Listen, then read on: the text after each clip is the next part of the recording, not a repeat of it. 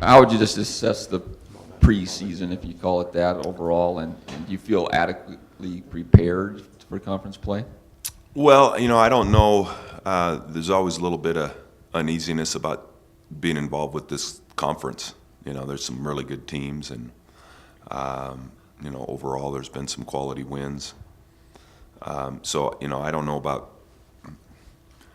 the nature of where my mind is. I'm a little bit nervous, and still feel like we've got a long way to go.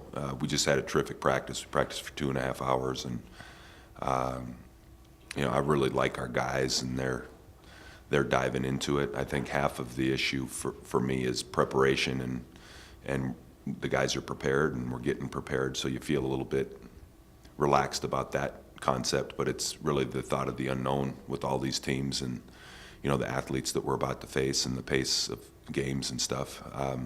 That's kind of the $1,000,000 question, and it's going to be exciting to kind of see where we are. We talked about it yesterday in a little meeting that just we haven't faced a whole lot of adversity in this preseason, and there's going to be a lot of those moments of truth where you're down a few buckets or whatever the case might be. And I think everybody can handle success when you're successful, but dealing with some of that adversity when things don't go well, we really haven't we haven't faced that yet. So that's it's kind of the uneasy part, trying to sort that out. But the things that we can control, I feel really good about. Just the focus and intensity that our guys keep coming to practice with.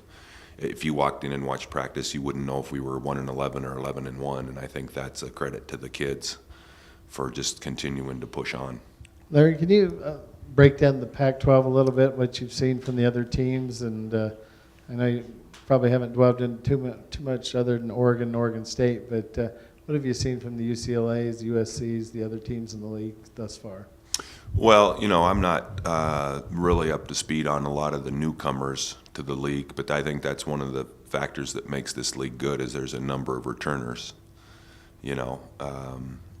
Oregon's been really impressive to have lost a couple of key players and replaced them with a couple of guys that are really good. So as you said, I'm far more familiar with Oregon and Oregon State. Colorado's much of the same team. Arizona, missing a guy or two, but for the most part they're intact. UCLA's intact. Oregon State's intact for the most part. So, I wasn't watching a lot of the preseason and trying to get a feel for what other teams in our league are doing as much, because I feel like I'm a little more comfortable in understanding what we're doing. It'd be interesting to see what happens in Southern California with the 2 new coaches.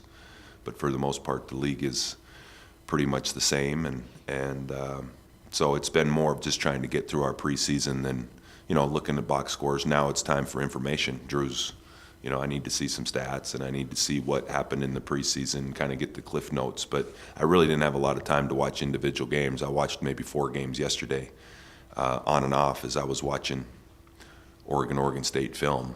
But that was more like a social watch, like you're just hanging out, wasn't really looking at it, just kind of catching bits and pieces of it. But that's the time right now to try to absorb as much of that as possible. Obviously, the crowd at the BYU game, the bus especially, made a big difference in that. You got a Thursday night game, students aren't back yet, 6 p.m. tip-off, which might make it hard. Now, what would your message be to the fans? Because obviously you'd like to have a good crowd here when you're taking on the 10th ranked team in the nation. Just make a statement about what kind of... Well, I love the vibe in the community. I understand the holidays and the student situation.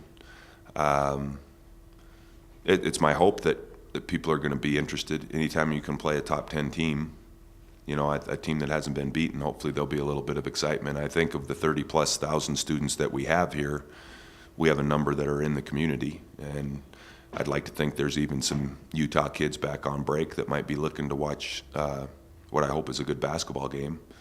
Beyond that, I can just say that it was really special walking out onto that court for the BYU game, and it wasn't about me, but it was about just knowing the kind of charge that our players were going to get out of that. And there's just no secret in college basketball, but I think in more so than any sport, football, baseball, anything you can come up with, you can really create a home court advantage. And short of begging people to come out and watch, I really feel proud that, that our kids get the opportunity to do that. So hopefully people will be able to block a couple hours in their schedule and come and check it out. It's going to be a heck of a team coming in here.